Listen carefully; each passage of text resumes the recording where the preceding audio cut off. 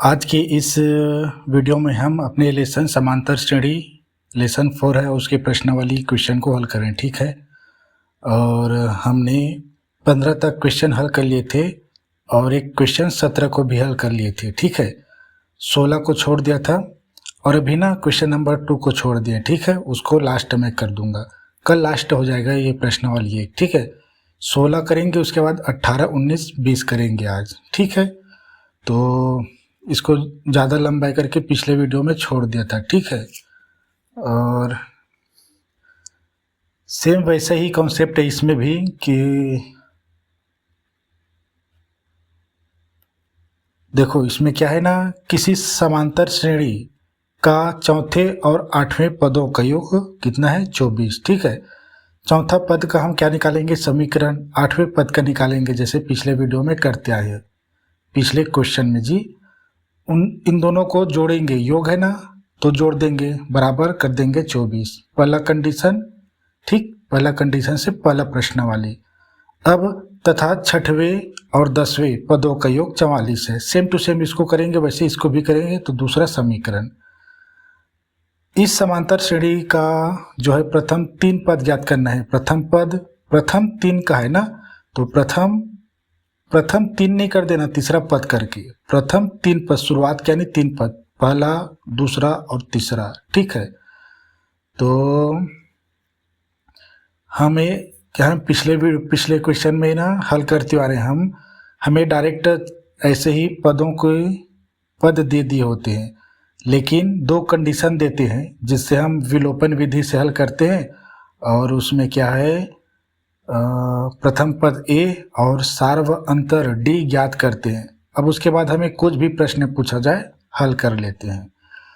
तो इसमें भी हम क्या करेंगे, समांतर श्रेणी का चौथे और 8वें पदों का और 6ठे और 10वें का वैसे ही करेंगे विलोपन विधि से, जिससे हमें प्रथम पद ए और डी सार्वंतर प्राप्त हो। ठीक है, करते हैं। तो कैसे लिखेंगे, समांतर श्रेणी का चौथे पद हेतु और समांतर श्रेणी का 8वें पद हेतु। अब फिर चौथे पद 8वें पद को जोड़ देंगे, पहला समीकरण। ठीक है, तो लिखूं मैं, ये होगा, हल दिया है करके नहीं लिखेंगे क्योंकि कंडीशन दिया। ठीक है, सीधा लिखेंगे समांतर श्रेणी का चौथे मतलब चौथवा। ठीक है, चौथे मतलब चौथवा है, वहाँ। ठीक है, वहाँ मतलब 4 n की वैल्यू चौथे पद हेतु। n बराबर क्या है, हेतु n बराबर कितना है, 4। ठीक है, ये वहाँ यानी पदों की संख्या है। ठीक है, तो समांतर श्रेणी का सूत्र क्या है, n is equal to a plus n minus 1 d। n की वैल्यू रख देते हैं, यहाँ पे n है, 2 n दिया जगह 4 लिख देते हैं। ठीक है, लिखूं मैं an, अरे a4 जी, बराबर a प्लस 4 माइनस 1 और ये d है भाई, d है। ठीक, a4 लिखा, a4 बराबर a और 4 एक में घट जाएगा तो बच जाएगा 3। ठीक, d को गुणा करा देते हैं 3 से, इन दोनों का गुणा है ना, तो इन दोनों का गुणा। यही हम, रुको अभी इसको ना, ये हमारा चौथे पद हेतु है। ठीक है, इसको प्रथम श्रेणी कह भी सकते हैं भाई, पहला समीकरण कह सकते हैं क्योंकि समीकरण ही है। ठीक है, अब समांतर चौथा निकाल लिए और लिख लेते हैं यहाँ पे, और समांतर श्रेणी का 8वें पद निकालेंगे। ठीक है, फिर उसका योग कर देंगे प्रश्नानुसार दिया है करके ऐसे। पहले देखो मैंने चौथा निकाल लिया ना, देखो कैसे निकला है चौथा। सेम टू सेम 8वां निकालेंगे, 6वां निकालेंगे और 10वां निकालेंगे। फिर बड़ा आसान है, मैं तो छोड़ दूंगा फिर भी आप हल कर लेंगे क्योंकि ऐसे करते ही आ रहे हैं। ठीक है, समांतर श्रेणी का 8वें पद हेतु, यहाँ पे पद लिखना भूल गया, देखो 8वें पद हेतु 8वें। ठीक है, देखो यहाँ 8वें ना वे लिखा रहे या वहाँ लिखा रहे, एन का मान 8 है। ठीक, हमारे समांतर श्रेणी का सूत्र क्या है, एनवा पद ज्ञात करने के लिए ए एन बराबर A plus N minus 1 D. अब एन के स्थान पे 8 8 रख देते हैं, यहाँ पे एन है यहाँ पर एन है, रख देता हूँ 8 8। ए 8 बराबर ए प्लस 8 माइनस 1 ये डी। 8 में एक चला जाएगा तो बचेगा ए प्लस 8 में एक जाए तो 7 बचेगा, डी इसके साथ गुणम है तो 7 के साथ भी गुणम है। ये हमारा दूसरा समीकरण, या ये 8वां पद है, आप यहीं से पहचान लगाना ये क्या है, A4 लिखा है तो चौथा पद का वैल्यू है, ये A8 लिखा है तो 8वां पद है। ठीक है, हमेशा आपको आनी चाहिए, A8 लिखा है तो आप समझना A प्लस 8 है तो एक घट जाएगा। ठीक है, 7 डी होगा, हमेशा याद रख लो इसे। ठीक है, 8वां पद का, और इसमें है, हाँ इसी में ही यूज होगा। देखो प्रथम 3 पद ज्ञात करने वाला, या तो मैं ऐसे ही समझाऊंगा एक एक करके, या चौथे पद 5वें पद आप ना निकाल सकोगे। अगर मैं कहूँ कि आपको 20वां पद, तो क्या करोगे, ए 20 लिखोगे और ए लिखोगे, यहाँ पे प्लस करोगे और एक घटा दोगे, 19 डी लिखोगे। ठीक है, तो कुछ इस प्रकार एक बार दिखाता हूँ ताकि समझ में आए। मान लो आपको मैं कहूँ 27वां पद, तो ए 27 लिखना, ऐसे बराबर करना, ए प्लस लिखना, 27 में एक घटा देना 26 और ये डी। अब आपको ना ए की वैल्यू और ये डी की वैल्यू मालूम है तो आप 27वां पद निकाल सकते हो। ठीक है, ये फार्मूला इसी क्वेश्चन में हल होगा। ठीक है, ये इसका ना विस्तार रूप है, मैं आपको क्लियर करके समझा दूंगा, या कहूँ तो मैं फार्मूला के आधार पे ही निकाल दूंगा, क्योंकि ये जो है ना उसमें यूज़ होगा प्रश्नावली 2 में, क्योंकि उसमें हमें क्या करनी है, समांतर श्रेणी बनानी है। ठीक है, 2 राशियों के बीच।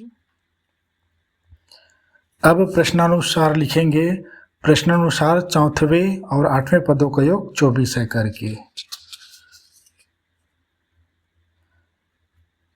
प्रश्नानुसार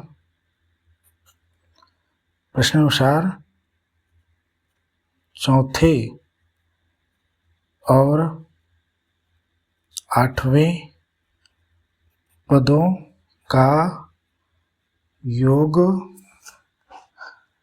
8वें पदों का योग कितना दिया है, 24 है।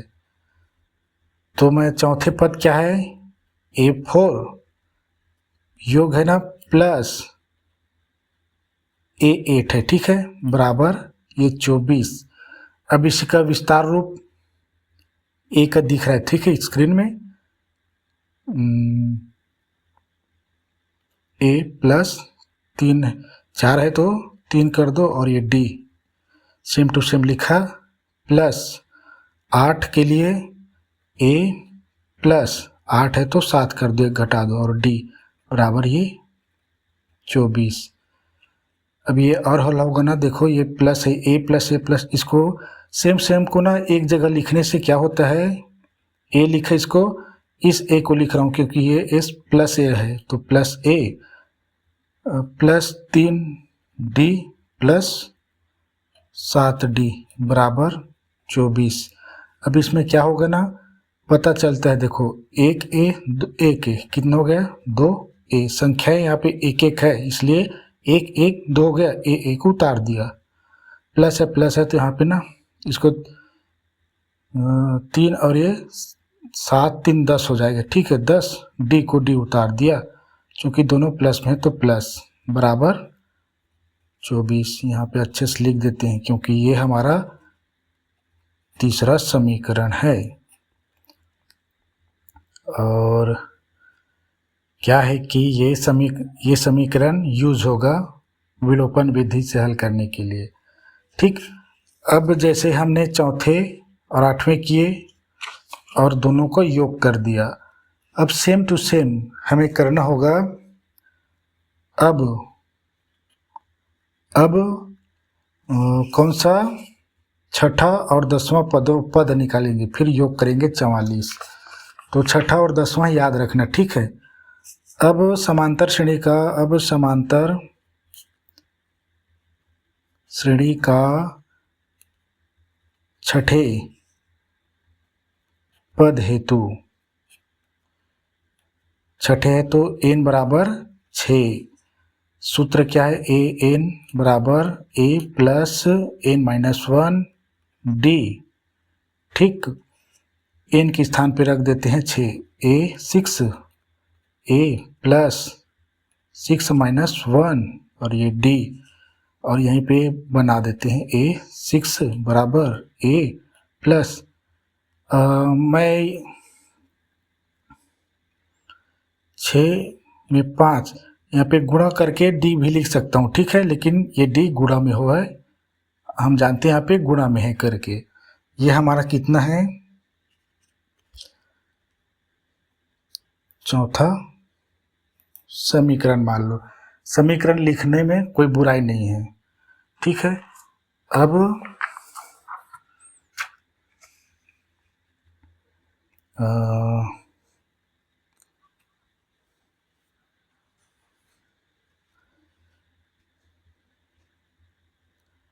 समांतर श्रेणी का छठा हो गया ना। अब और समांतर श्रेणी का कौन सा, 10वें पद हेतु। ठीक, 10वें देखो वहाँ लिखा है ना, तो n बराबर 10। ठीक, और ऐसे करने दो थोड़ा।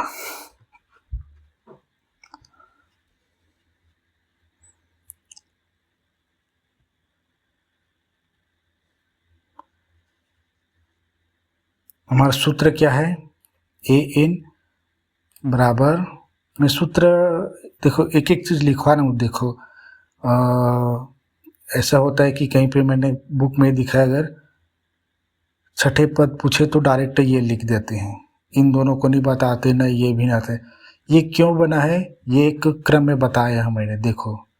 और इसमें वो भी बताऊंगा, 3 पद याद करना है, उसको भी क्रम में निकाल के दिखा दूंगा, ठीक है, ताकि आप समझे, क्योंकि आपका काम ही है भी समझना, ठीक है। और ये डी, अब n के स्थान पे ए 10 रखते हैं, ए प्लस 10 माइनस 1 डी, और a 10 is equal to a plus ये 9 हो जाएगा, ठीक है, 9 डी। ये हमारा ये चौथा था, तो ये 5वां समीकरण दिखाने के लिए। अब प्रश्नानुसार पूछा है, जो ये छठा है और ये 10वां है, दोनों का योग कितना है, 44 है, ठीक है। तो प्रश्नानुसार करके लिखता हूँ मैं यहाँ पे, प्रश्नानुसार छठे है ना, छठे और 10वें फटाक से क्यों कर रहा हूँ, क्योंकि ना 2 क्वेश्चन अभी ना वो करना है, हल करना है, जो इंग्लिश में है, केवल वर्ड्स कैरेक्टर जो है इंग्लिश में है। छठे और 10वें ये क्या, पदों का योग कितना है, 44 है, ठीक है, दिखा नहीं रहा हूँ। तो छठा क्या है, ए 6 प्लस 10 यानी ए 10, ठीक है, बराबर ये 44। अब इसका विस्तार रूप डायरेक्ट लिख भी दिया जाता है, ठीक है। तो ए का ए प्लस 5 कर दो, ठीक है, घटा दो। ये भाई देखो भाई, पहले बता देता हूँ मैं, ये देखो छठे पद का क्या है, छठवां पद ये है, ठीक है। समीकरण 5 ए प्लस 5d, और 10वां तो आपके सामने ही है, ठीक है, ये 10वां है। तो प्लस को प्लस किए, ए प्लस 9d बराबर ये 44। अब सेम को ना एक जगह लिख लेते हैं ताकि हल करना आसान हो जाता है, ठीक है।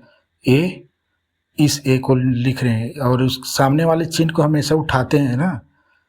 ए का साइन पीछे वाले को नहीं, मतलब सामने वाले को चिन्ह को माना जाता है किसी भी संख्या का, ठीक है। 5d प्लस 9d बराबर 44,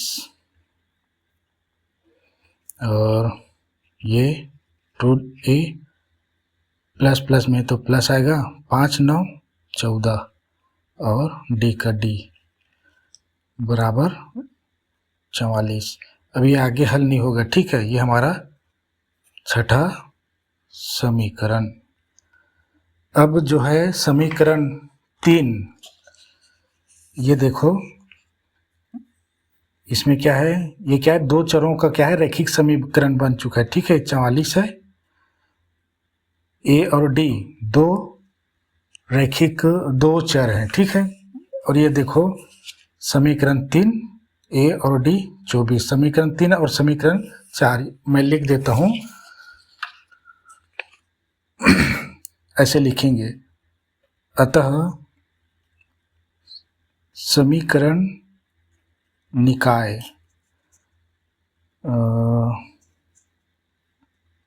है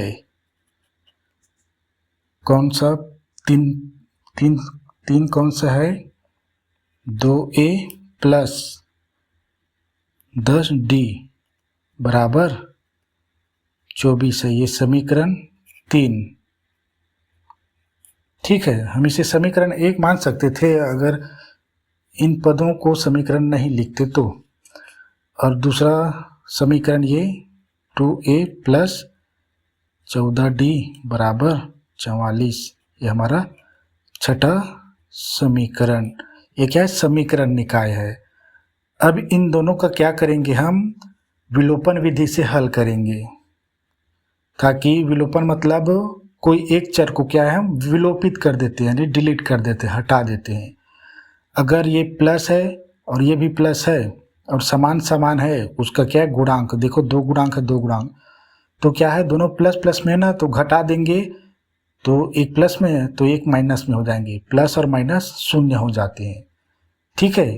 क्यों किया जाता है, घटाना और जोड़ना, उसमें बता चुका हूँ, किसमें, लेसन 2 में, दो चरों का रैखिक समीकरण में।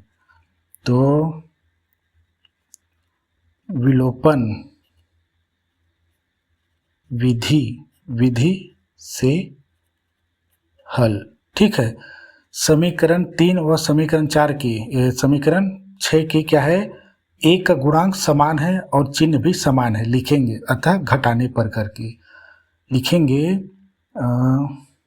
यहीं शुरू करते जी। समीकरण 3 व 6 के ए का गुणांक समान एवं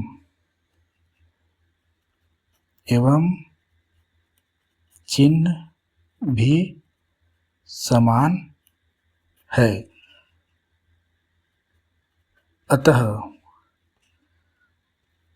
समीकरण 3 में समीकरण 6 को जब चिन्ह समान होते हैं तो घटाते हैं, चिन्ह असमान होते हैं तो जोड़ते हैं, ठीक है।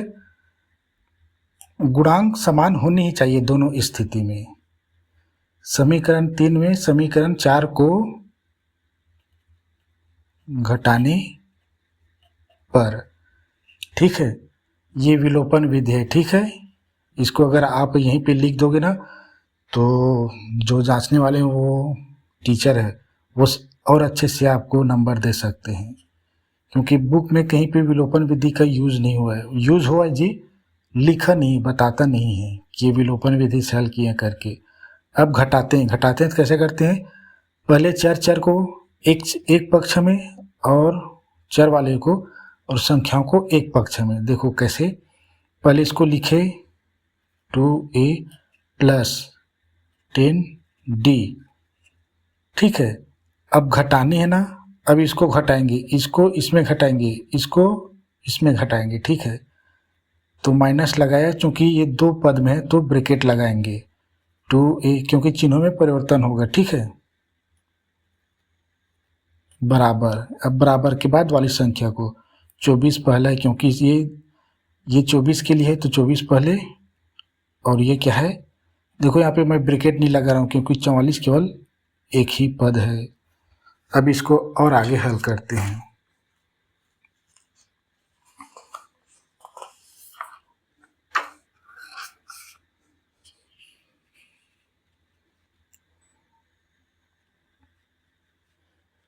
चिन्हों में परिवर्तन हो जाएगा तो इसको पहले डायरेक्ट लिख लेते हैं 2a प्लस 10d, और ये माइनस a प्लस गुणा करके माइनस बनाएंगे 2a, ये माइनस a प्लस गुणा करके बनाएंगे माइनस 14d, बराबर 44 में 24 गया तो बचेगा 4 4 0, और 4 में 2 गया तो 2, लेकिन 44 बढ़ी है इसलिए ऋण लगेगा, ठीक। अब इसमें समान समान को एक जगह लिख लेते हैं, और 2a ये माइनस 2a, ये प्लस 10, ये माइनस 14d बराबर माइनस 20। इस क्वेश्चन में क्या निकलेगा, a और d के वैल्यू निकलेगा, ठीक है। और ये हमारा पहला ही क्वेश्चन है कि अभी तक, जल्दी करते हैं, टाइम ही नहीं है ऐसे में तो। अब ये प्लस में ये माइनस में दोनों जीरो हो जाएंगे, प्लस ये माइनस यानी संख्या घट जाएगी। 14 बड़ी है, 14 में 10 गया तो बचेगा 4, 14 बड़ी है तो ऋण d का d बराबर माइनस 20। ऋण ऋण को भी यहीं पे समाप्त समझो, ठीक है, या सीधा d बराबर लिख दो माइनस 20, और ये पूरा माइनस 4 इधर चला जाएगा, क्योंकि गुणा वाली संख्या का चिन्ह परिवर्तित नहीं होता पक्षांतरित होने पर। अब d बराबर क्या आया, कोई भी संख्या ऋणात्मक होती है उसको भाग देते, धनात्मक चिन्ह आता है, 4 पंचे 20। d की वैल्यू ये क्या है, सार्व अंतर। आप यह नहीं समझना कि हमने d तो कहीं पे रखा नहीं है, हमने समीकरण में कई बार d की वैल्यू लिए हैं, ठीक है। यही d निकला है यहाँ पे 5, ठीक है। अब d का मान, अब क्या है, d निकल गया, अब a का मान निकाल सकते हैं, ठीक है। दो ही चर है ना भाई, दो चर में एक का चर निकल जाता है तो हम दूसरे चर को भी निकाल लेते हैं। तो समीकरण कौन सा लेंगे, ये 3 लेता हूँ, ठीक है, क्योंकि यही दोनों एक्चुअल समीकरण, ठीक है। इसी समीकरण निकाय की किसी एक समीकरण में चुन लेना, ठीक है। और मैं ऐसा नहीं कि इनमें से हम इनमें से नहीं रख सकते, क्योंकि ये दो चर के रैखिक समीकरण नहीं है, ठीक है। तो समीकरण 3 में रखेंगे, ठीक है। समीकरण, ये समीकरण 3 है, देखते रहना। समीकरण 3 में d का मान रखने पर, डायरेक्ट मान रखना है, ठीक है। 2a प्लस 10 दिया है, d के स्थान पे रखेंगे 5, तो गुणा में 5 बराबर दिया है 24। अब ये 2a प्लस 10 पंचे 50 बराबर ये 24। अब देखो यहाँ पे थोड़ा सा लिख देता हूँ जी, ताकि ये यहाँ पे कुछ और हो जाए। ये संख्या है, ये भी संख्या है, इसको इधर ला लेते हैं। 2a बराबर 24 माइनस 50। देखो मैंने माइनस 50 क्यों लिखा, इधर बड़ी है, ये प्लस में इधर ही, इसलिए हमेशा पीछे में ही पक्षांतरित किया जाता है, ठीक है, हमेशा याद रखना, सामने मत रख देना, गड़बड़ हो जाएगा। 2a बराबर दिया है 50 में 24 गया तो कितना बचेगा, ये 10 हो गया, 10 में 4 गया तो बचेगा 6, अब ये 4 हो गया, 4 में 2 गया तो बचेगा 2, लेकिन 50 क्या है, बड़ी, इसलिए ऋणात्मक। और a बराबर आया ऋण 26/2 और a बराबर आया, एक संख्या ऋणात्मक एक संख्या धनात्मक है तो ऋणात्मक भागफल आएंगे 13, ठीक। ये क्या है हमारा प्रथम पद। देखो हमें सार्वंतर D 5 और प्रथम पद -13 प्राप्त हुए इस प्रश्न के समांतर श्रेणी का। अब हमें पूछा गया है, देखो यहाँ पे इस समांतर श्रेणी का प्रथम 3 पद ज्ञात कीजिए। तो समांतर श्रेणी का प्रथम 3 पद, प्रथम तो हमें प्राप्त हो गया है, देखो -13 है, दूसरा और तीसरा निकालेंगे, ठीक है। तो ये नहीं कहना कि ये नहीं है, क्योंकि प्रथम यही पद है। इस समांतर श्रेणी का प्रथम 3 पद होंगे ये। a बराबर तो निकला है -13, ठीक है, और द्वितीय पद a2, ठीक है, a2 बराबर लिखेंगे a प्लस n के स्थान पे रखेंगे 2 -1 और ये d, ठीक। किस फार्मूले से, चूंकि a n बराबर a प्लस ये n है ना, n -1 d, ठीक है, इससे आया। अब इसको a और d की वैल्यू को रखेंगे वहाँ पे, ठीक है। a2 बराबर आएगा, a की वैल्यू कितने दिया, -13, ठीक है, -13, ये प्लस 2 में 1 में 1 घट गया तो 1 बचेगा, ठीक है। 1 d की वैल्यू कितनी निकली है, 5, ठीक है। तो d की वैल्यू अब यहाँ पे गुणा करते हैं 5। अब इसको हल करेंगे तो a2 की वैल्यू आ जाएगी, ये -13, 5 एकम 5, प्लस का प्लस। अब यहाँ पे कुछ समझ में आ रहा है, एक ऋण है एक धन है, तो a2 बराबर आया, एक ऋण है एक धन है तो संख्या घट जाएंगी, 13 में 5 गए तो 8 बचेगा, लेकिन बड़ी ये है 13, इसलिए ऋण 8। इस तरह देखो ऋणात्मक है ना, तो घटती जा रही संख्या है, हमारा बिल्कुल सही है। ऋण वाली संख्या होती है जब, तो घटती चली जाती है, ठीक है। नहीं घटती नहीं जा रही जी, बढ़ती जा रही है। ऋण 13 बड़ा है, छोटी है, ऋण 13 छोटी है, ऋण 8 बड़ा है, क्योंकि ऋणात्मक में छोटी संख्या बड़ी हो जाती है, बड़ी संख्या छोटी हो जाती है, ठीक है। बढ़ क्यों रही है हम यहाँ से समझ सकते हैं। अगर धनात्मक है तो समांतर श्रेणी बढ़ता ही जाएगा, ठीक है, और ऋणात्मक है तो समांतर श्रेणी माइनस की ओर जाएगा, ठीक है। क्योंकि हमारा d प्लस में, इसलिए बढ़ता ही जाएगा। -8 है ना, तो और छोटे वाली संख्या माइनस में आएंगे, लेकिन फिर प्लस में चलता जाएगा श्रेणी। अब हम तृतीय पद ज्ञात करते हैं। तृतीय पद, इसको जो है अभी बताएं उसको एक बार समझा दूंगा, ठीक है, कैसे है तृतीय पद, शायद समझाया था क्या। तृतीय पद ये क्या है, a प्लस 3 -1। देखो 2 लिए ना, तो डायरेक्ट हम ना, छोड़ो इसको हल करेंगे तो 2d बनेगा, 2 घट गया, 1 घट गया, 3 में 2d बनेगा, ठीक है। एक बना के यहीं पे, यहाँ पे जगह भी नहीं बचेगा, अब चूंकि करके लिखेंगे a n बराबर a प्लस n -1 d, और ये बड़ा ब्रैकेट लगेगा, ठीक है, क्योंकि एक अंदर में और ब्रैकेट है।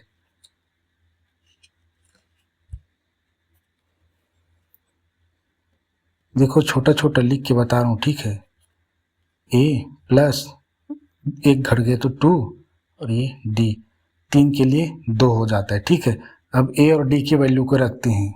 ए 3 बराबर ए माइनस 13, ये देखो माइनस 13। अब थोड़ा सा समझना ना, ये प्लस 2 गुणा में 5, क्या हमारा डी है, ठीक है। ये डी की वैल्यू 5 रखा था। अब इसको हल करेंगे ना, 5 दूनी 10, ये माइनस 13, तो A3 बराबर आएगा। आप एक और स्टेप करना, इसे 10 कर लेना, उसके बाद ये स्टेप लिखना, उसको लिखना,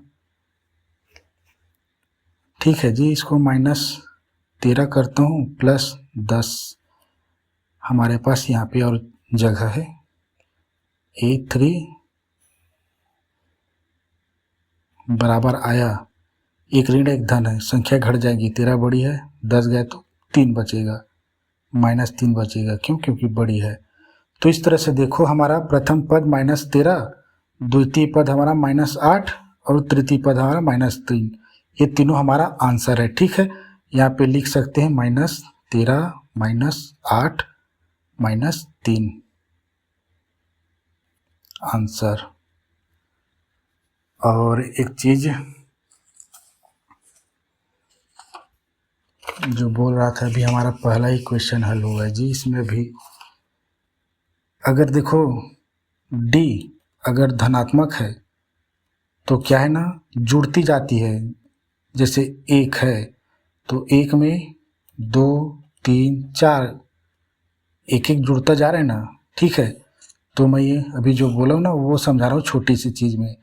तो धनात्मक रहती है हमारा सार्वंतर, तो समीकरण बढ़ता जाता है, ठीक है, बढ़ता जाता है, यानी धनात्मक की ओर जाता है, धनात्मक की ओर, ठीक है। धनात्मक की ओर, धन है तो धनात्मक की ओर जाएगा। और अगर डी बराबर ऋणात्मक है, मान लो 1, तो यहाँ पे देखो, अब एक अगर मैं यहाँ पे 1 कर दिया, ठीक है, और ये माइनस है, तो 1 में माइनस 1 करेंगे तो कितना आएगा। पहले इसको ना 4 से समझाता हूँ। मान लो प्रथम पद 4 है, माइनस 4, तो ये माइनस 3 माइनस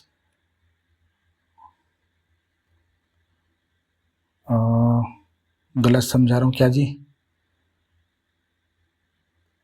अगर माइनस 4 है और प्लस माइनस 1, तो क्या हो जाएगा, माइनस 4 और ये 5 हो जाएंगे। देखो माइनस से गुणा होके माइनस और माइनस क्या हो जाएंगे, 5, और ये माइनस, तो ये 5 हो जाएगी, क्योंकि ऋणात्मक की ओर बढ़ेगा ना भाई, ऋणात्मक की ओर। माइनस है तो 4 है तो 5, ये माइनस 6 माइनस 7 माइनस 8, इस तरह से।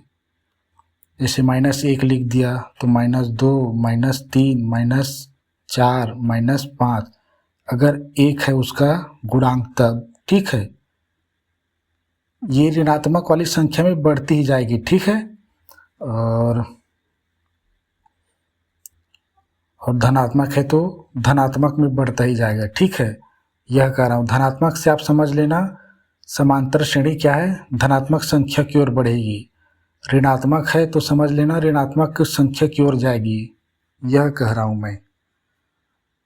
अब चूंकि आधा घंटा हो गया है, एक ही क्वेश्चन हल हो पाया है, और ये एक ही प्रश्न है, जो प्रश्न दिखा रहा हूँ 17वां क्या है, हल कर चुके हैं, और यह 18वां है, और ये केवल एक ही है।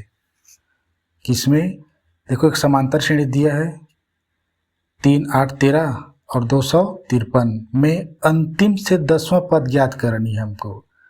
अंतिम से यानी जैसे आपको कहा जाए, हम उल्टी गिनती गिनते हैं ना, जैसे 100 तक उल्टी गिनती गिनने के लिए कहता है 100 99 98 96, ऐसे उल्टी गिनती गिनते ना ऋणात्मक, वैसे ही अब प्रथम देखो, जब हम सही गिनती गिन रहे मतलब सीधी गिनती गिन रहे तो प्लस प्लस होता है।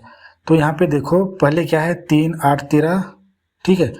पहला पद क्या मानते थे 1 को, अब अंतिम से कह रहा है तो अंतिम में हम अगर 100 तक कहा जाए, 100 की तक क्या उल्टी गिनती गिनो, बचपन में पढ़ते थे उल्टी गिनती सुनाओ करके, तो 100 को पहला मानते थे, ठीक है।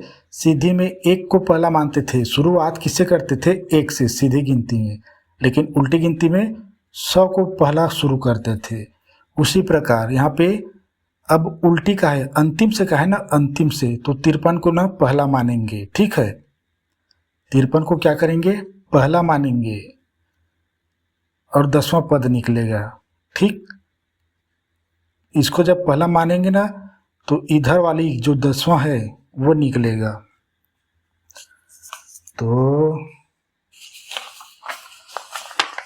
ये ऐसा प्रश्न केवल ये एक ही है, तो लिखते हैं, इसमें कुछ नहीं है, कुछ नहीं, बिल्कुल कुछ नहीं है। फार्मूले बताऊंगा ना तो आप खुद ही हल कर लोगे। देखो दिया है करके लिखेंगे, ठीक है, दिया है। प्रथम पद तो लिखेंगे भाई, दिया है प्रथम पद।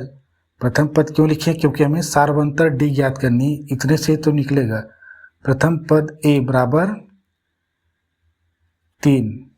हम इसको ना प्रथम पद मानेंगे, बोला हूँ ना, है नहीं ये लास्ट है।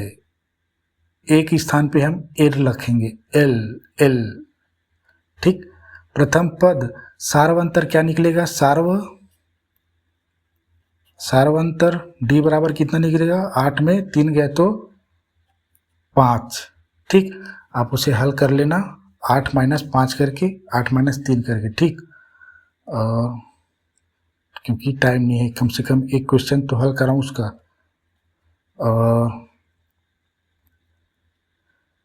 और ये दिया है अंतिम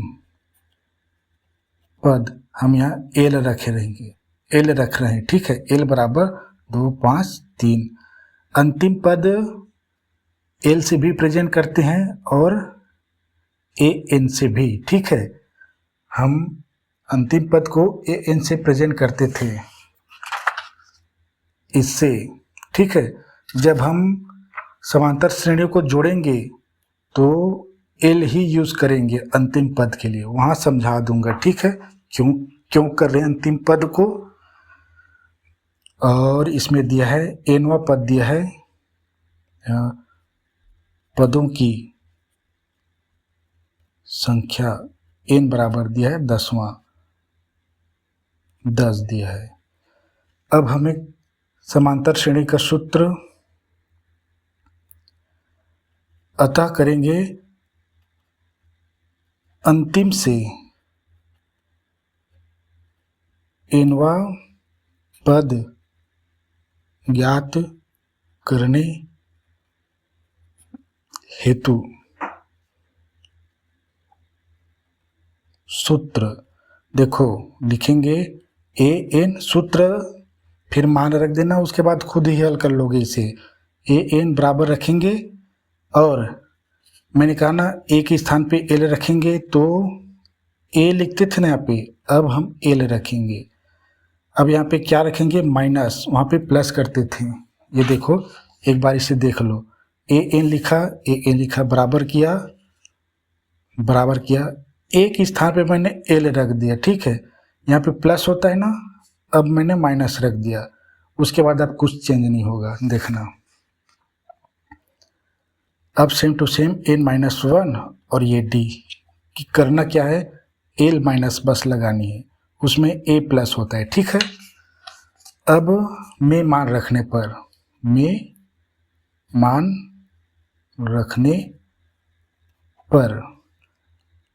a n, ये क्या है, n पदों की संख्या निकलेगी, ठीक है।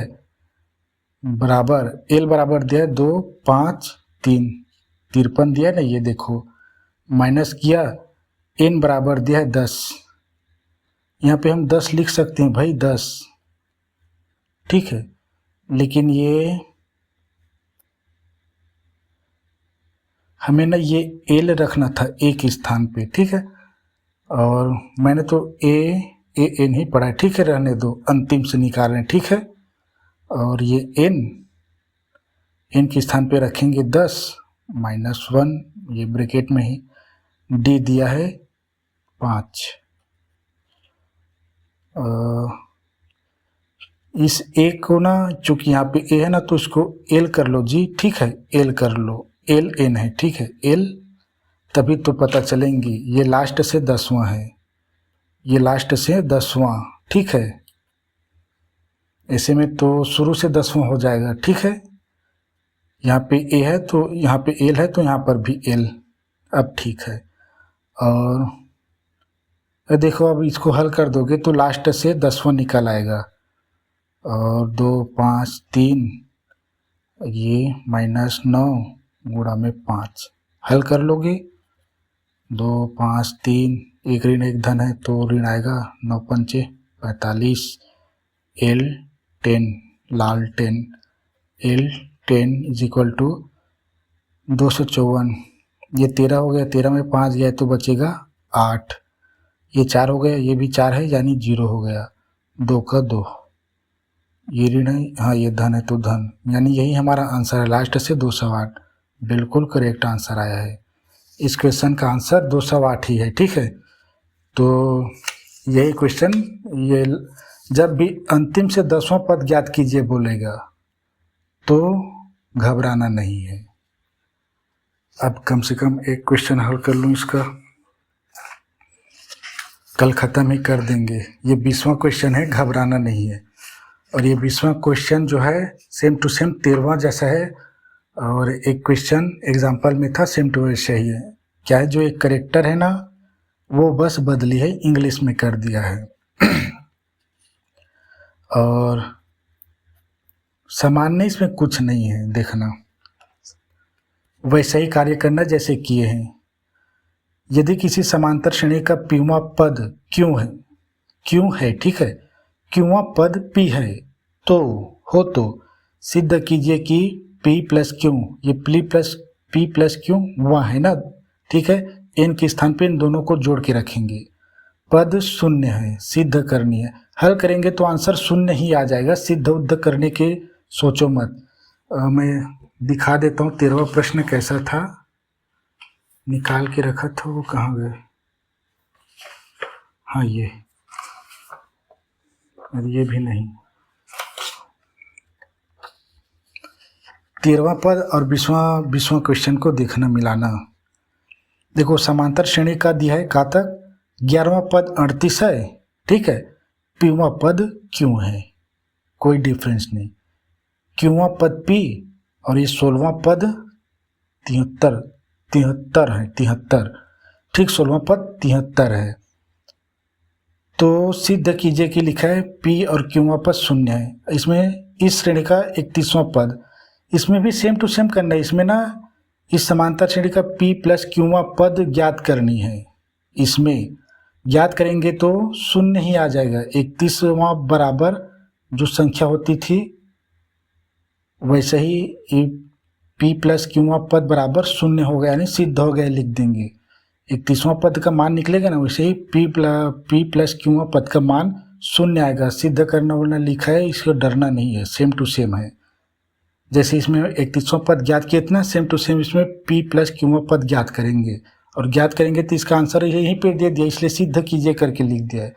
अगर यहाँ पे 31वां पद मान लो कितना लिख रहा था, 178 लिख रहा था, तो लिख देता इस श्रेणी का, सिद्ध कीजिए कि इस श्रेणी का 31वां पद 178 है, ऐसा भी लिख सकता था। इसमें डरना नहीं, सिद्ध कीजिए होता है तो बहुत सारे बच्चों का ना धुक धुक करने लगता है। तो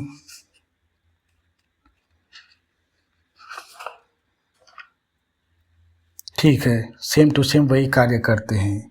समांतर श्रेणी का पीवा पद क्यों है, यानी दिया है समांतर श्रेणी का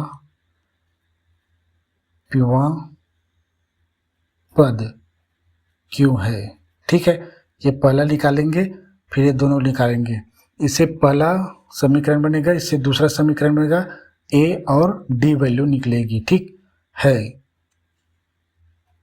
तो ये n बराबर दिया है, n बराबर दिया है p, और ये a n बराबर दिया है q। हमारा सूत्र क्या है, a n बराबर a plus n minus 1 d।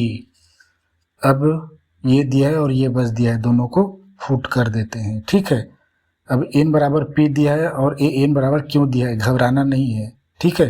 a n बराबर दिया ये q है, बराबर a प्लस n बराबर दिया है p, घबराना नहीं है, ठीक है, माइनस 1, और ये d, यहाँ a और d निकलेंगे, ये और आगे हल होंगे, ठीक है। d का गुणा यहीं पे करा सकते हैं, और नहीं कराएंगे तो भी चलेगा, लेकिन करा देते ना, हल करना आसान होता है। क्यों, a बराबर a प्लस p और गुणा में d, ठीक है, p और ये d, माइनस और ये d है तो माइनस आएंगे, ठीक है, प्लस है तो d, और ये d1 यानी केवल d। ये हमारा पहला समीकरण समझो, क्योंकि ये अलग अलग पद है, यहाँ पे d बराबर दिया, लेकिन यहाँ पे गुणा ही किए हो वैसे ही। अब समांतर श्रेणी का यहाँ पे दिया है, क्योंवा पद p है। समांतर श्रेणी का क्योंवा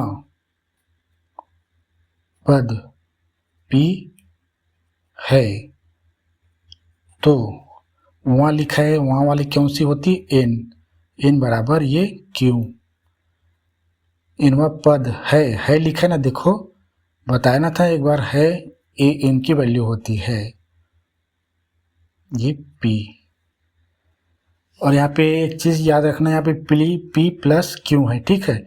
हम इसी फॉर्मेट में रखेंगे, अगर कहीं पे लिखा आ जाए, क्या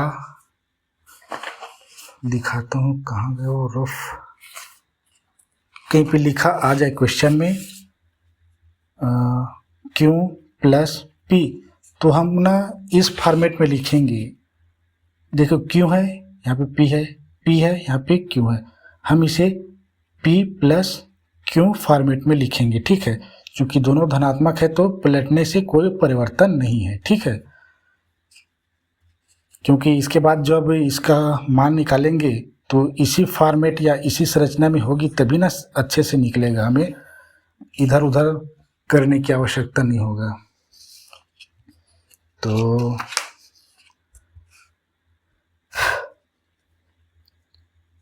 हमारा सूत्र क्या है, यहाँ पे सूत्र लगाएंगे, ए एन बराबर a प्लस n माइनस 1, और उसके बाद d। यहाँ पे में मान रखने पर लिख सकते हैं, ठीक है, में मान रखने पर, इसमें मान रखे ना, हम गणित में ऐसे ही पढ़ते हैं, ठीक है, हमेशा में रखने पर। पिछले में नहीं रखे थे क्या, ऐसे पिछले में नहीं किए थे, 16वें में नहीं किए थे, रखने पर रखा ही जाता है, ठीक है, ऐसे लिखा जाता है।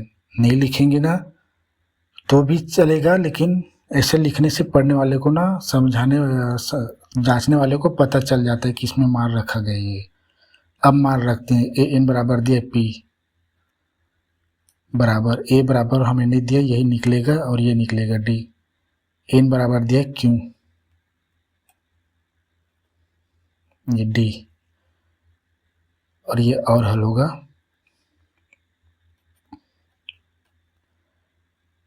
देखो q और d का गुणा q और ये d, ठीक, ये माइनस d1 यानी 1d यानी केवल डी, यहाँ पे एक है समझो। ये हमारा दूसरा समीकरण है, ठीक है।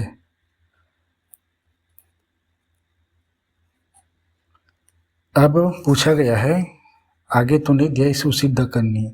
अब हमें चूंकि दो समीकरण दिया है, ए और ए का क्या गुणांक समान है और चिन्ह भी समान है, तो हम इसको ना विलोपन विधि से फिर हल करेंगे। तो मैं फटाक से लिखता हूँ, ठीक है, टाइम नहीं है। और यहाँ पे लिखेंगे, अतः समीकरण निकाय पहला क्या है, ये क्यों बराबर,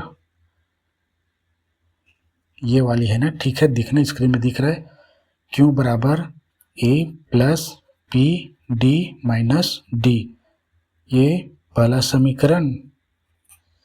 और अरे ये देखो यहीं पे यही नहीं होनी चाहिए, ठीक है, ये P है, ठीक है, ये P A plus Q D minus D, ये दूसरा समीकरण। अब A और A का क्या गुणांक समान है, तो लिखेंगे विलोपन विधि से हल। यहीं पे लिख देता हूँ हिंदी में जो भी लिखना है। समीकरण 1 व 2 के ए का गुणांक समान एवं चिन्ह भी समान है, अतः समीकरण 1 में समीकरण 2 को क्या करेंगे, घटाएंगे, ठीक है। उसमें अच्छे से बताता था, एक एक चीज दिखा के, समान है तो घटाएंगे तो दोनों विलुप्त हो जाएंगे, को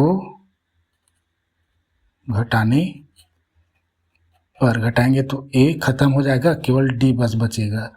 ये पी तो वैल्यू आ जाएगी इसके, ठीक है। तो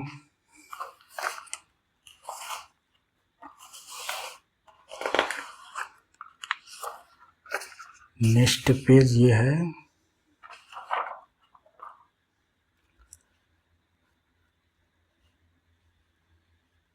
देखो समीकरण दिख रहा है यहाँ पे, ये दोनों है, ये बराबर के बाद क्या है, ठीक है। पहले इन दोनों को लिखते हैं, इसको लिख रहा हूँ, ठीक है, इसको a plus P D minus D. अब चूंकि घटाने तो माइनस लगा दिया और ब्रैकेट, क्योंकि ये एक से अधिक पद में है, a plus Q D minus D, bracket close. अब बराबर की चीज़ों को घटाएंगे, पहले इसके लिए थे, अभी पहला इसका लेंगे। अब ये क्यू और ये माइनस पी। अब थोड़ा इसको हटाता हूँ, ठीक है, इसको हल करते हैं। अब देखो हम ए के क्या लिए थे, गुणांक समान और चिन्ह समान, तो यहाँ पे ए हमेशा हटनी चाहिए, ठीक है। हल जांचने का एक तरीका यहाँ पे,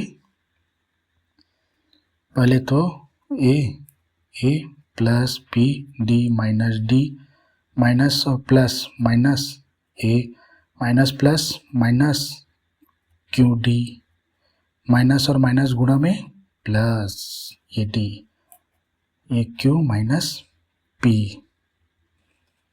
ठीक है। और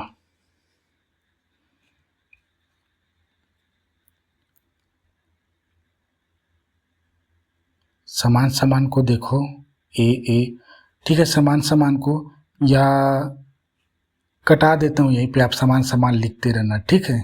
नहीं जी, लिख के दे देता हूँ, ए माइनस ए और ये P D plus P D, ये समान नहीं है, ठीक है, ये असमान है, माइनस क्यू डी, ये समान है, माइनस डी प्लस ये डी, ये दोनों प्लस माइनस से शून्य हो जाएंगे, ये डी डी क्या है, माइनस प्लस में शून्य हो जाएंगे, बचेंगे क्यू माइनस पी, पी क्यों बचेंगे, पी और क्यू वाला, अब पी और क्यू वाला देखो, पी डी प्लस में तो प्लस है, ये माइनस क्यू डी बराबर क्यू माइनस पी।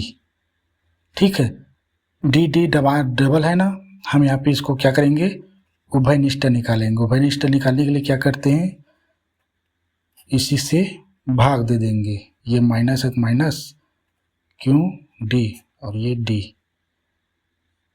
बराबर क्यू माइनस पी। अब हम स्वतंत्र लिखेंगे डी को, क्योंकि उभयनिष्ठ निकाले हैं। डी और डी कट गया, ब्रैकेट के अंदर बचेगा ये पी, ये माइनस ये क्या डी है, ठीक है, डी ये डी कट गए, बचेंगे ये क्यू बराबर क्यू माइनस पी। अभी चूंकि गुणा में है डी और इसके साथ, तो इसको अब इधर पक्षांतरित करके ला देते हैं, और ये क्यू माइनस पी पूरे के बटा पी माइनस क्यू। ये अब देखो यहाँ पे सोचने की बात है, यहाँ पे ना P और ये Q, यहाँ पे P दिया आपस में कट सकता है, ठीक है, ये Q इधर दिया, Q आपस में कट सकते हैं, चिन्ह असमान है, लेकिन ये P क्या है, ऋणात्मक है, ये धनात्मक में है, ये Q धनात्मक में है, ये Q ऋणात्मक में है। हम यहाँ पे चेंज कर सकते हैं इसको, ठीक है। अगर हम चिन्ह का क्या लें, उभयनिष्ठ, तो चिन्हों में परिवर्तन होता है, ठीक है। कैसे, ये देखो, सीख जाओ यहीं पे, क्योंकि ये बहुत कम आता है और मैं उसमें द्विघात समीकरण में करता था, ठीक है। इसी देखो हम क्या है, इसमें क्या किए, इसमें उभयनिष्ठ निकालता हूँ मैं, किसका, ऋणात्मक का, तो ब्रैकेट के अंदर ना जितने भी लिखेंगे उसके चिन्हों में परिवर्तन हो गए, समझो, ऋण लिया, ब्रैकेट लिया। अभी क्यों क्या है, देखो पहले ना P को लिखते हैं यहाँ पे, ठीक है। P क्या है, धन ऋणात्मक में है, ऋण को क्या लिए, उभयनिष्ठ, तो P का क्या ले लिए, ऋण को हटा दिए तो प्लस बच गए, समझो, ये P, ठीक है। अब ये क्यों क्या है, प्लस में है, अब इसका प्लस क्या है, प्लस और क्या चिन्हों में, अभी थोड़ा समझाता हूँ।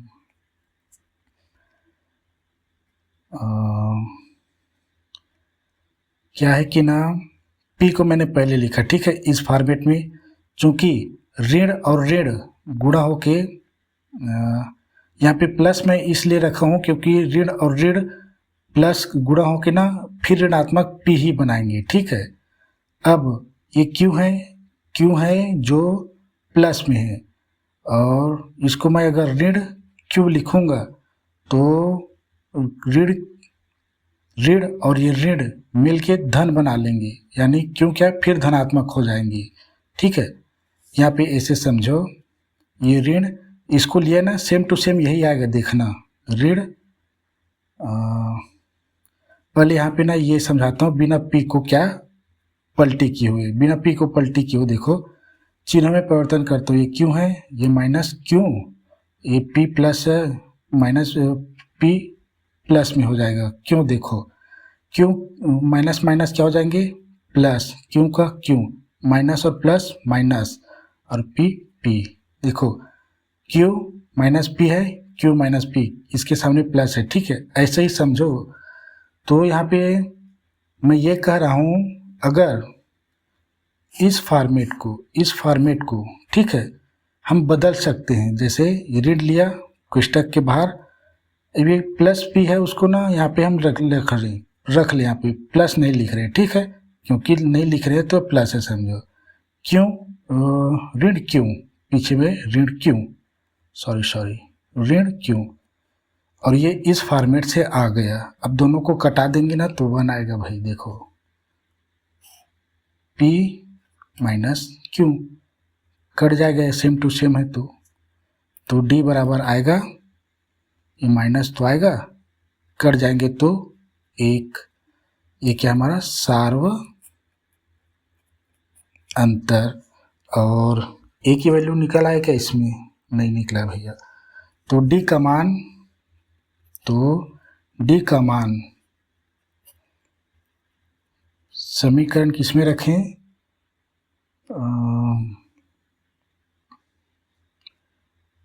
एक में ही रख लेते हैं, ठीक है, कोई भी समीकरण में रख सकते, जी का मान समीकरण में रखने पर अगर 1 की वैल्यू आ जाई तो ये आ जाता है। तो अब देखो समीकरण 1 ये है, देखते रहना ना, और टाइम नहीं है, फटाक से करते भैया। मैं तो 4 क्वेश्चन हल कराऊंगा करके आया था।